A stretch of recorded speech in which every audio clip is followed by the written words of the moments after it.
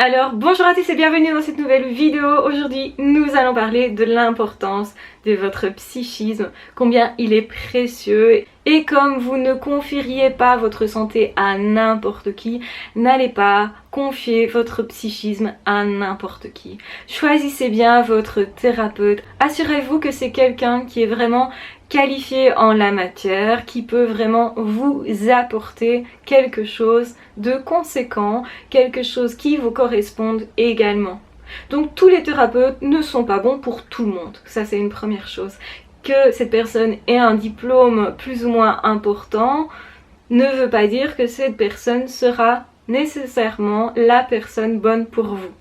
Donc le contact que vous allez avoir avec votre thérapeute, quel que soit le thérapeute, va être hyper important. Si vous n'êtes pas en confiance, si vous sentez qu'il y a quelque chose qui dysfonctionne, si vous sentez que vous êtes en face de quelqu'un qui juste essaye de vous faire payer des séances supplémentaires, eh bien vous avez tout à fait le droit de dire ben non, moi je choisis quelqu'un d'autre. Vous avez le choix. Il y a trop de personnes justement qui ne s'autorisent pas à avoir le choix, qui vont se dire ok, moi je vais commencer avec telle personne et même si ça ne va pas, je vais continuer avec cette personne-là. Surtout pas. Et justement, on voit naître, on va dire, beaucoup de coachs qui n'ont aucune certification.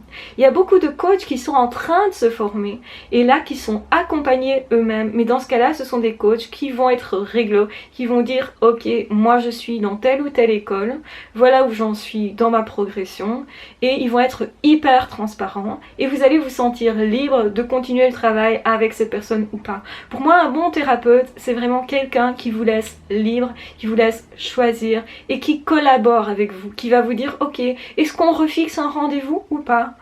Est-ce qu'on fait ça 2 fois semaine ou plutôt 1 fois semaine? Est-ce que vous pensez que maintenant on pourrait pas passer à 1 fois semaine? Une personne qui vous dit ça, c'est pas quelqu'un qui court derrière l'argent.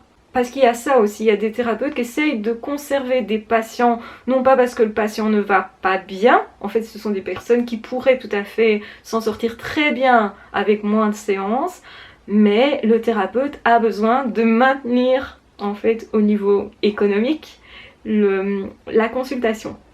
Donc ça aussi, attention, je dis pas que tous les thérapeutes sont comme ça, ne me faites pas dire ce que je vous ai pas dit, mais c'est important de se dire, vous avez le choix, vous pouvez choisir votre thérapeute, ne prenez pas quelqu'un qui n'a pas du tout de diplôme, qui se dit juste coach, parce que c'est un petit peu le danger, c'est que tout le monde actuellement se dit coach, et moi j'ai participé à ce genre de rassemblement, où effectivement on défendait le titre de thérapeute parce qu'à un moment donné tout le monde se disait thérapeute, et aujourd'hui on a le même problème avec les coachs.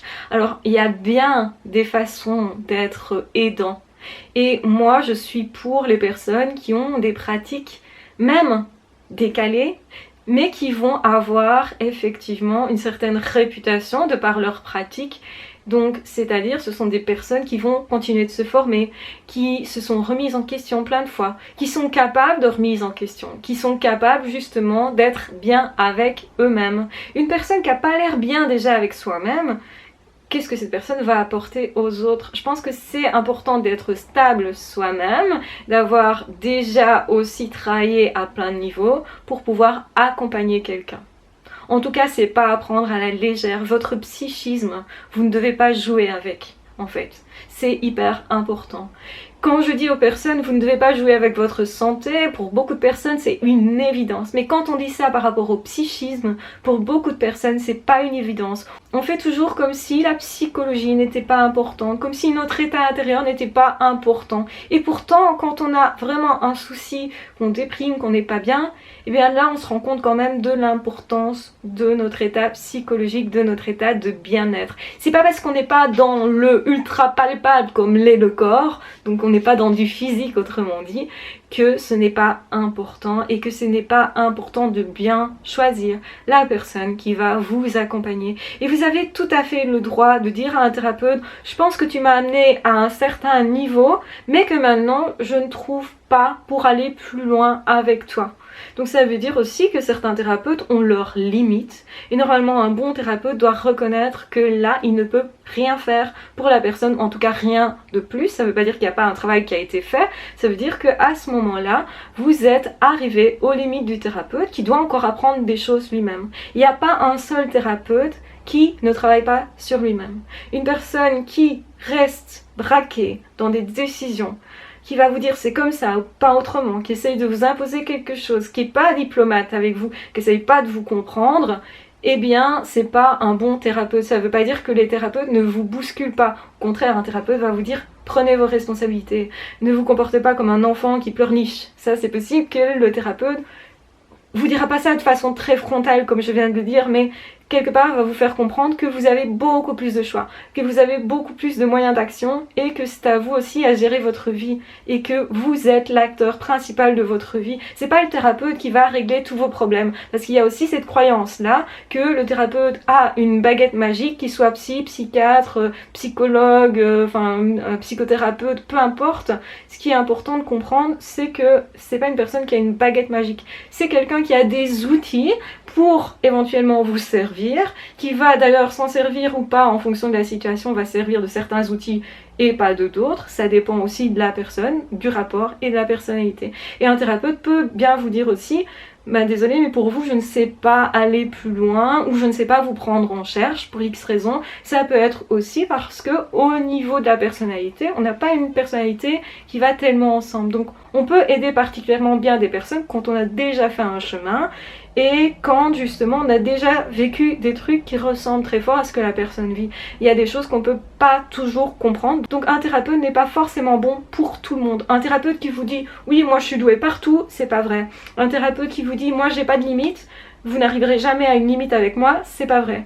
Un thérapeute qui vous dit vous êtes obligé de venir en consultation et là et là, même si ça peut être quelqu'un qui vous veut du bien, si vous vous sentez vraiment pas libre du tout, sauf si vous êtes vraiment dans un état critique où vous êtes vraiment hospitalisé et en internement, là c'est quand même encore un contrat particulier, mais normalement vous avez signé un contrat qui fait que. Mais quand vous êtes en ambulatoire, donc à l'extérieur, vous allez voir quelqu'un puis vous rentrez chez vous, là normalement vous devez être complètement libre de fonctionner comme vous le souhaitez, avec le rythme que vous souhaitez et en fonction aussi de votre vie de tous les jours. Donc il y a des personnes qui ont beaucoup de temps, d'autres beaucoup moins, et donc ils vont vouloir avancer plus vite dans la thérapie ou parfois moins vite. À certains moments aussi on a peut-être besoin de moments de pause, on a peut-être besoin aussi de prendre du recul, parce que le thérapeute va toucher quelque chose peut-être d'important et parfois ça nous demande de nous restructurer derrière. Et c'est ça en fait un thérapeute, c'est quelqu'un qui va vous montrer là où ça dysfonctionne et vous amener surtout des solutions, des manières de voir différentes par rapport à ce que vous aviez l'habitude de faire. Donc autrement dit, vos comportements pourraient se déployer, donc on vous propose plus de choses, c'est ça que ça veut dire, parce qu'on met en lumière un fonctionnement et on met aussi en lumière le fait que il y a plein de façons de s'en sortir et c'est à vous à choisir vos solutions. C'est pas le thérapeute qui vous amène des solutions, il vous accompagne, c'est vraiment un accompagnement, donc il faut vraiment regarder qui j'ai en face de moi, quel est le type de personnalité de la personne, qu'est-ce que cette personne me propose, quelles sont ses limites, est-ce que cette personne travaille sur elle ou pas, c'est hyper important. Il n'y a pas un seul psy qui n'est pas lui-même en thérapie, au moins à certains moments. Peut-être pas tout le temps, mais en tout cas c'est quelqu'un qui a déjà fait des thérapies, qui s'est déjà fait suivre, qui a souvent eu plusieurs psys dans sa vie, qui justement aussi peut-être s'intéresse à plein de choses, qui va lire beaucoup, qui va aussi pas seulement restituer des infos qu'on a trouvées sur internet à gauche à droite, c'est quelqu'un vraiment qui est construit, qui a une histoire, qui a une personnalité, quelqu'un qui est là vraiment.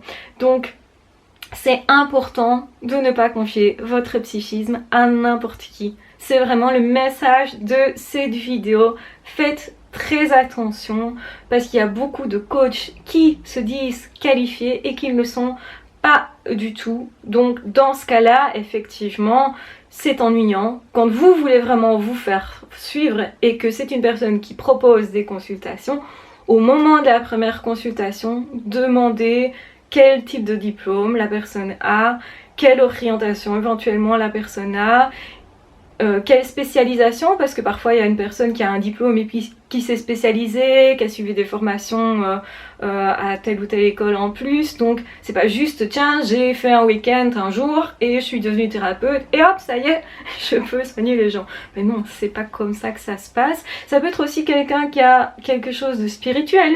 Autant le savoir aussi, alors vous pouvez savoir que vous pouvez aborder aussi ce domaine-là, ce qui est intéressant en cas de deuil par exemple, d'aborder aussi en quoi est-ce que je crois, quelles sont mes croyances, etc. Je peux aussi parler de ça, ça va pas du tout bloquer à ce niveau-là, donc ça va amener un plus. Quelqu'un qui a aussi une formation dans la relaxation, enfin toutes les personnes qui ont d'autres formations supplémentaires, ça peut être des assistantes sociales. Là vous savez qu'au niveau administratif, si vous avez quelque chose à demander à cette personne, c'est une personne qui va savoir faire. Vous savez que la personne est plus compétente dans tel ou tel domaine et vous pouvez vous permettre du coup aussi d'aller lui demander des outils dans tel ou tel domaine justement qui sont ces domaines de prédilection. Donc c'est important de savoir à qui vous avez affaire et ce que vous pouvez attendre ou non de cette personne. Voilà, je vous embrasse bien fort, je vous aime très fort, j'espère que cette vidéo vous aura guidé et surtout vous aura permis de voir clair pour ne pas vous laisser embarquer dans des choses qui ne vous conviennent pas au niveau thérapeutique et vous permettre de vous sauvegarder au niveau psychique aussi, parce que notre psychisme, notre vie intérieure, elle est super importante. Je vous embrasse bien fort, je vous aime très fort, prenez bien soin de vous et de toute façon on se retrouve très vite dans d'autres audios ou dans d'autres vidéos. Ah, ciao, bye bye.